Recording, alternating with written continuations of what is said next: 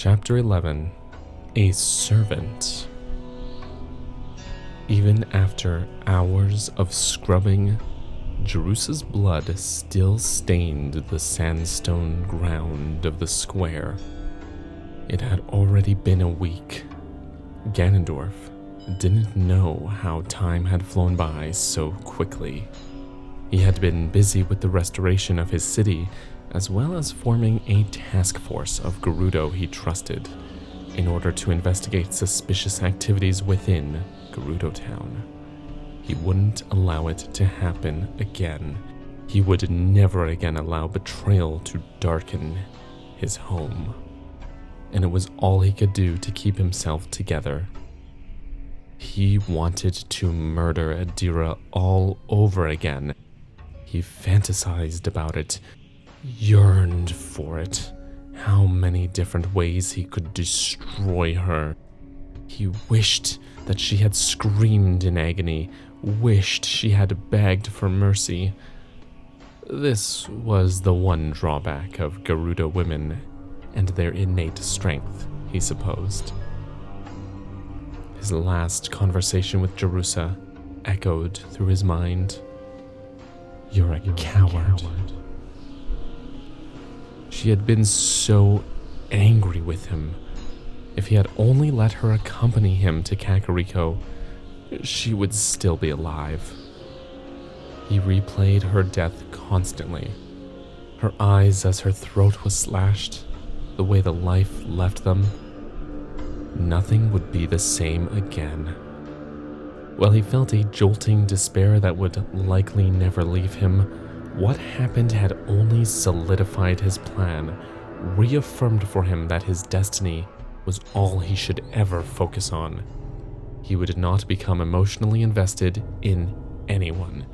He would not love anyone. He would only hate, and that hate would drive him. Koumei had denied any betrayal, and Ganondorf took her word, but he thought maybe there was the slightest waver in her eyes when he'd asked her. She had said no one had any proof the Hyrulean army had ceased assassination attempts, but Ganondorf only had evidence that Gerudo wanted him dead. No one else. But Adira was a traitor and couldn't be trusted. So he put it out of his mind. He turned away from the bloodstain toward the entrance to the city, his eyes dark. The Gerudo in the square made way for him, averting their own eyes. He ignored them right back. There were more important things to worry about than his people's pity for him. Today he would meet with Dormo.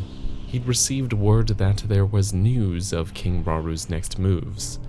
If Dormo was to be believed, this news would be vitally important, and give Ganondorf the opportunity to take out the Usurper King for good.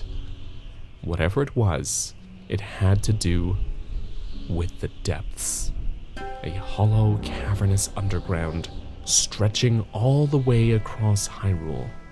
Pitch black, unless lit by various methods. The depths had been a mysterious place, undiscovered until the Zonai first visited the land, before Raru was named king.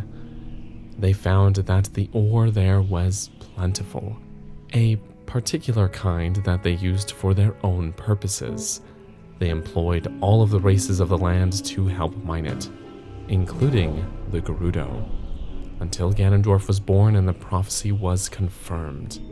For close to 18 years now, the Gerudo hadn't set foot in the depths, unwilling to assist the traitor who occupied the throne belonging to the Gerudo King. So news of the area and the happenings therein was rare. Considering how important that ore was to the Zonai, it could be a key part of Ganondorf's endeavors. He exited the city, motioning for one guard to follow him. Jiri was there for the revelation that there were Sheikah who admired Ganondorf, so he knew she could be trusted. He hadn't yet divulged the full truth of it all to his people, nor to his mothers. They only knew that there was one Sheikah traitor, not a whole group of them. He wasn't sure what he could tell them, especially after what had occurred. They trudged through the sand toward the Kara Kara Bazaar, protecting their eyes from the sand shroud that still raged around them. There was no telling when it would stop, and it showed no sign of doing so. They didn't speak, and Jiri had her spear unsheathed the entire trek. Once they arrived, Ganondorf recognized Dormo's face and telltale limp, courtesy of his malicious power. He was dressed as a Hylian, though, as Ganondorf had demanded. At least he could follow orders. He caught Dormo's eyes, and they moved to a quiet spot under a palm tree, away from prying ears. Jiri stood watch, a hard look on her face to deter onlookers. The people in the bazaar would notice the Gerudo prince, knowing enough not to speak to him. His presence there would be gossiped about, no doubt, but it was a necessary risk. Dormo bowed low, and Ganondorf hissed, grasping his collar and yanking him back upwards. "You idiot! People are watching." "My apologies, my king." He tentatively scratched his arm, waiting. "Speak," Ganondorf said, already impatient. "Our spies have brought news that Raru's mining of the depths has come to an end," Dormo said, his eyes wide and excited. Ganondorf frowned. "For what reason?" "Because, Your Grace, it seems that enemies of all kinds have taken over. Bokoblins, Lizalfos, even Lynels. They've set up camp there, crowding out the miners. There have been deaths. Every race has suffered. No one is willing to go below anymore, and the usurper has ceased operations indefinitely, citing safety reasons." He scoffed. "Even Hyrule's supposed king cannot keep them in check. There is no strength in the crown. This proves it." Ganondorf allowed a small smirk to play on his lips. It was rather entertaining to see such a failure from his arch-nemesis. Still, this didn't mean much for Ganondorf himself.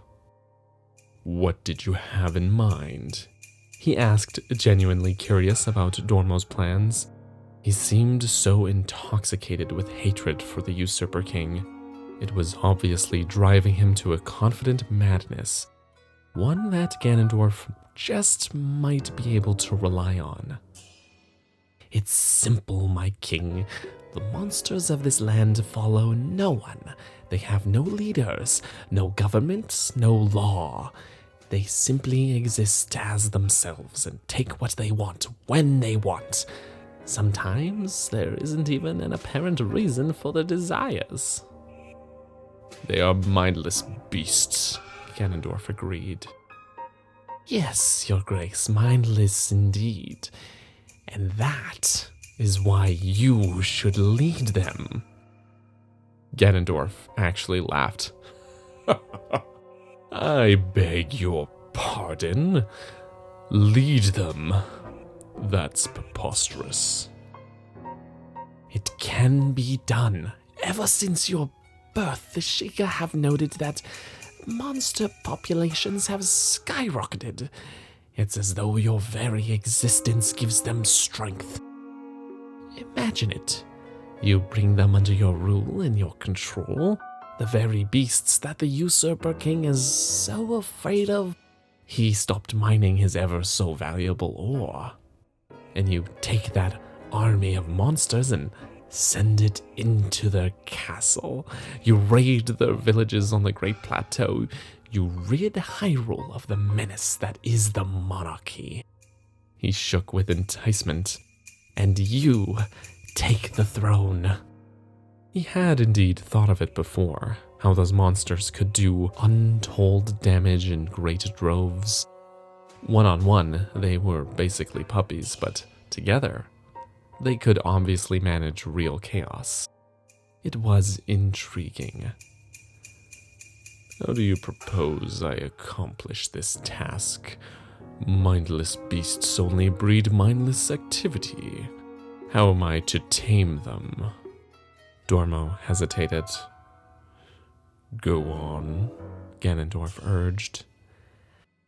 My king, you must use your power. He raised an eyebrow at the too confident Sheikah.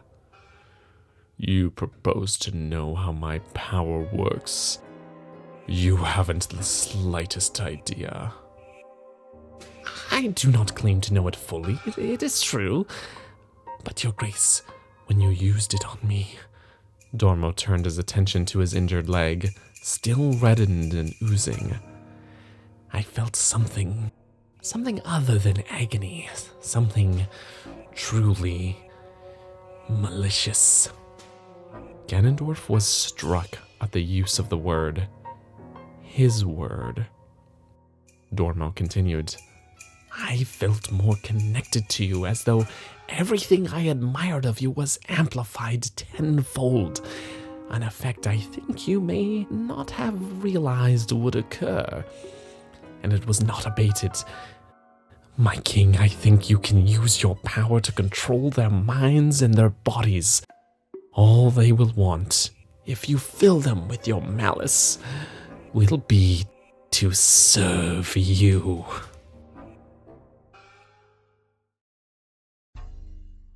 Chapter 12. A Phantom. The red bokoblin screamed and thrashed in the cage. It didn't seem to have any care for its own well-being, repeatedly smashing its head into the bars.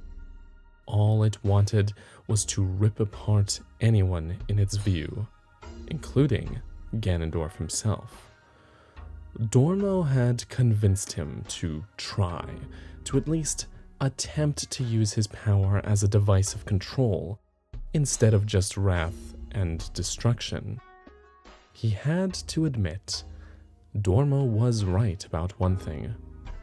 Control was a skill Ganondorf had not mastered when it came to the power itself.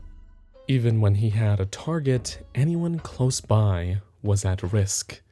He hadn't been able to rescue Jerusa because of this, which meant he had to learn how to rule it. And perhaps this was the best way. Tomorrow was his coronation, finally. Without Jerusa to witness it, it felt like a pointless ceremony. But his people needed it, his mothers needed it, and if he was to claim himself king of the Gerudo and take that crown, he must master every facet of himself, starting with the magic the gods had resolved to gift him.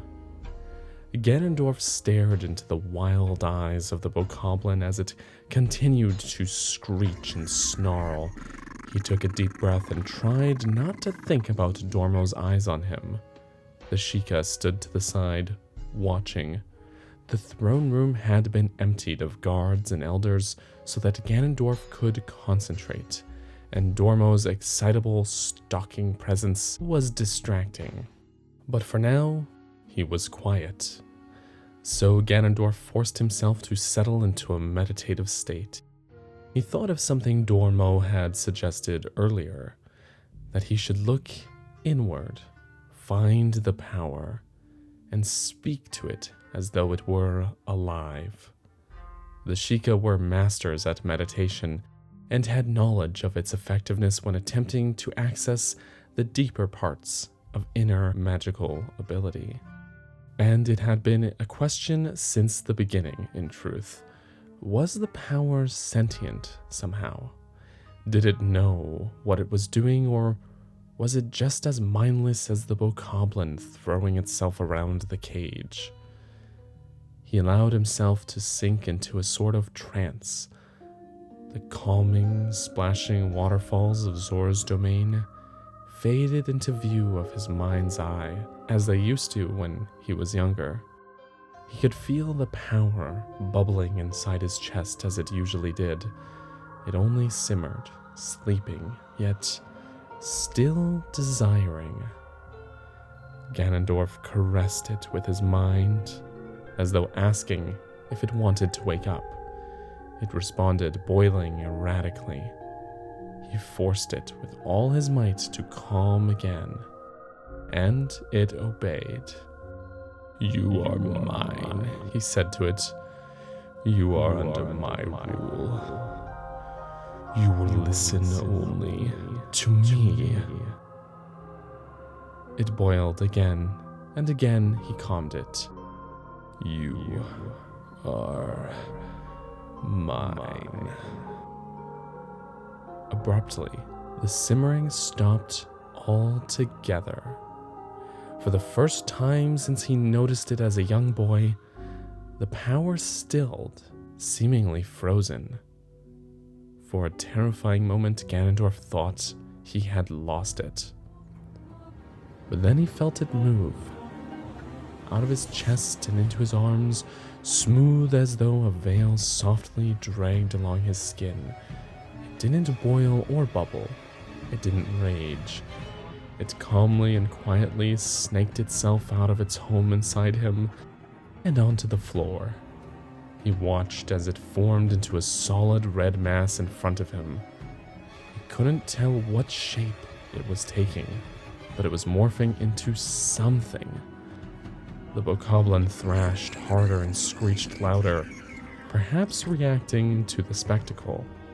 The tendrils finally formed themselves into a full figure, a small but intimidating form. It looked just like Ganondorf himself, a phantom-like, mirrored image. He glanced at Dormo, who stood with his mouth agape at the sight. His awe was palpable. Ganondorf watched as the figure stood with its arms at its sides, undulating with red power, but making no moves. It seemed to be waiting for orders. All he had to do was flick his eyes towards the bokoblin, and his phantom leapt into the cage and plunged itself into the beast's chest. It screeched again, but less mindless, more focused. And instead of evaporating like every other victim of Ganondorf's malice, it glowed. Faces, so many faces, rows of them, looking at him, admiring him, hating him. It didn't matter. Regardless, he would fulfill his destiny. But he could feel their temperaments changing, and he couldn't deny that it brought his mind to a darker place. They were Gerudo, his people, and yet he had not acquired their full faith in him. As he sat on the throne and felt his mothers collectively place the crown upon his head, he watched his people actively realize what was changing, what was to come. He would be a good king. He would, but first he had to rise to a higher, more important role. This crown was only his stepping stone. "Behold your king," Koume belted, and every Gerudo member went to her knees. Not one of them was courageous enough to resist, even if they despised him. The spies would be outed for certain. His task force was already gathering information about a few suspects. There were whispers of establishing other Gerudo villages outside of Gerudo Town, separate from Ganondorf's rule. These rumors unsettled him, but for now he couldn't tell what any of them was actually thinking. He rose from the throne, taller than his mother's by 2 feet. "We are one people," he said. and we will dominate this land as is our fate. Long live the Gerudo! Long live the king! They responded in kind. They began to disperse, and Ganondorf sat. Your Majesty, Kotake said, her voice soft and proud. There is one matter to attend to. Your first act as king. She gestured to the entrance where Jerusa's family, all 12 of them, were crowding, staying behind. Their faces said everything he needed to know. He must compensate them. As king, it was his duty to order recompenses for any families left behind by their loved ones. He would have to do the same for Adira's family as well, even if he suspected their involvement in her crimes. Until he had proof, he had to do his duty. Mireille, he said, addressing Jerusa's mother, whose face streamed tears that hadn't stopped falling since her daughter's death. I extend my purest sympathies to you and your family. I order your homes be doubled in size and adequate supplies brought to you in order to fill the new space. You will be granted food rations for a period of 1 year. Thank you, my king, she replied, her voice thick with sorrow. But what will you grant Adira's family? What will you give the family of the woman who murdered my daughter in cold blood? I will award them whatever they are owed, as is my prerogative. He glared, feigning indifference. Mireille glared back but said nothing. What could she say? She was bound by loyalty, and the knowledge that that very loyalty was soured by his duty nauseated him. But this was how things must be, now and until his demise. He watched as Jerusa's grieving family left the throne room, richer yet poorer all at once. He felt his phantom stir inside him, and he allowed it to storm for a moment. The ghost living within him was the only being in the universe who could understand how he felt and what he must do. It was time to take things to the next level. Soon he would be seeing King Raru's head on a spike, and he would savor every single moment.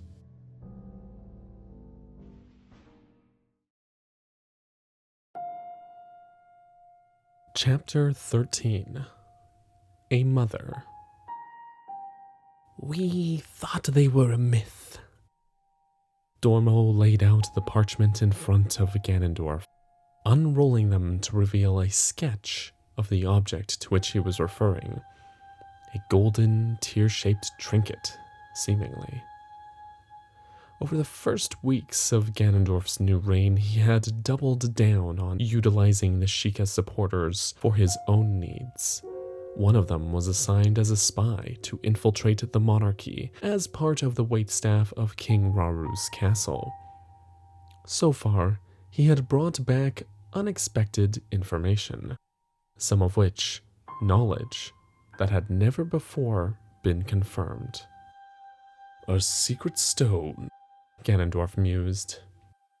Sharita, his long-standing teacher of history, had mentioned secret stones several times throughout his lessons. It was speculated that the Zonai had brought 6 of them down from the heavens. They were said to house a magic that amplified the innate power of the user. It would stand to reason that Raru, or even his sister, may be taking advantage of one such powerful jewel.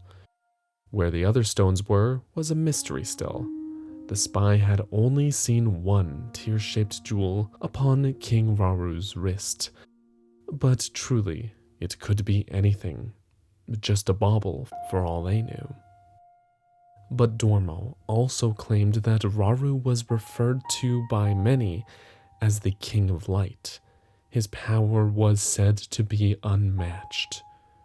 Could his light magic be amplified by this secret stone? Your Majesty, have you determined your next move? Dormo asked. Ganondorf gazed out of the throne room, watching his people mill about. The sand shroud was finally dissipating, and the lively din of his city was returning. It had been so long, he'd almost forgotten what it felt like. With the skies clearing, yes, I think I have. Dormo stared expectantly. Ganondorf grinned with a morbid delight. Have you ever witnessed the might of a Molduga?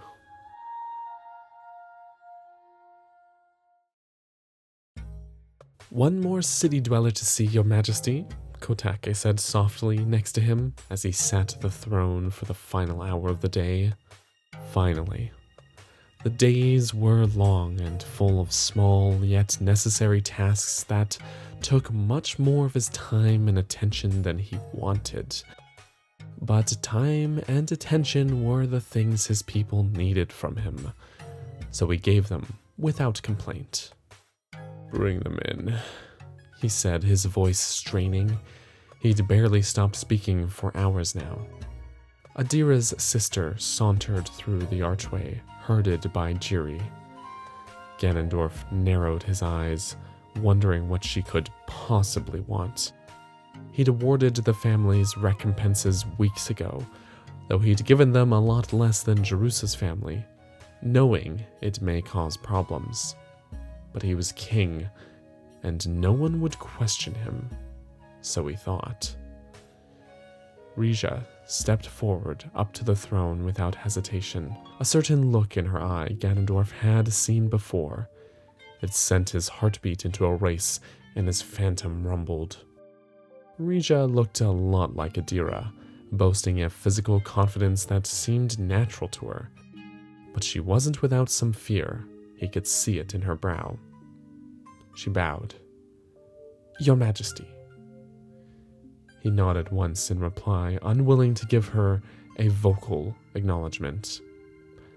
I've come requesting further compensation for my family.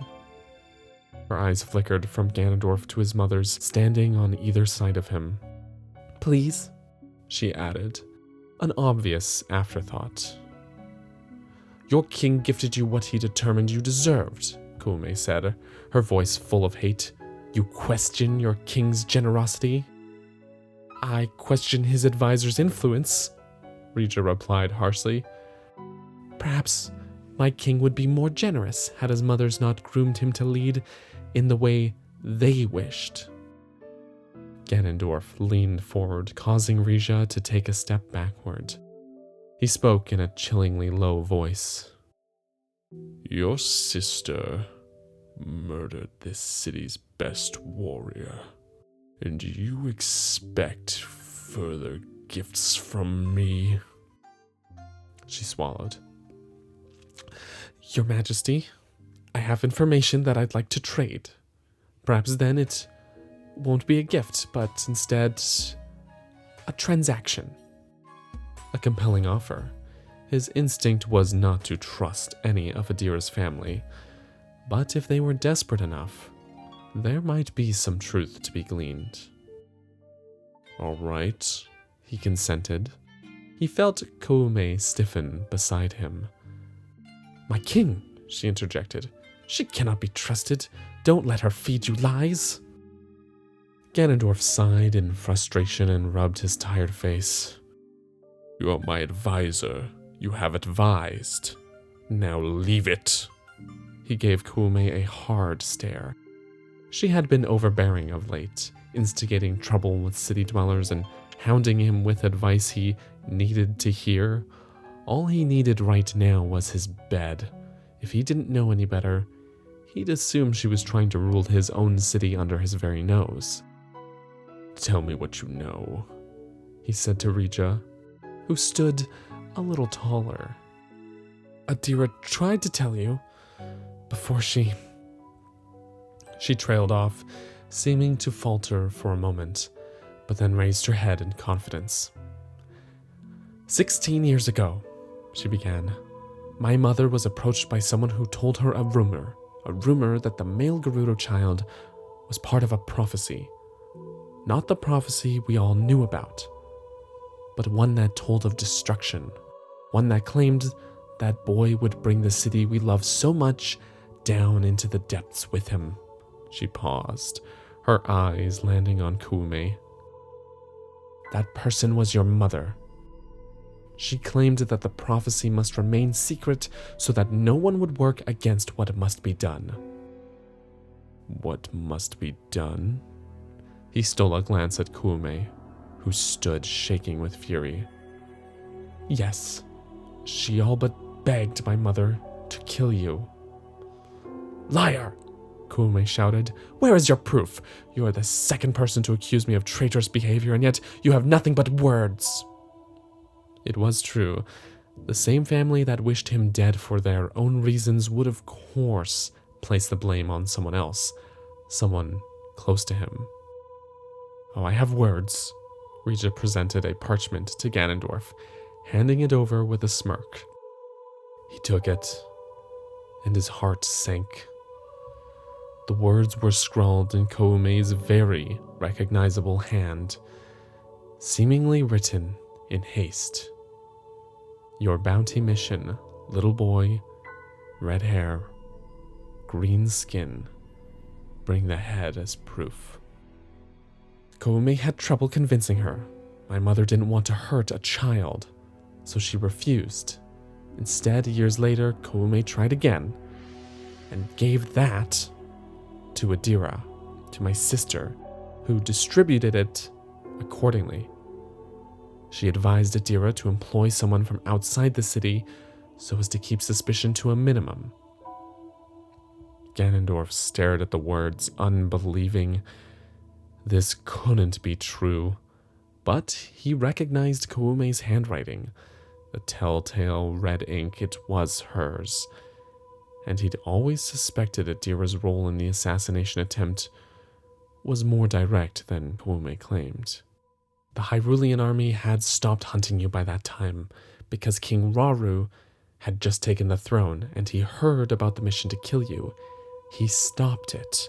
He told his army that no children would die under his rule.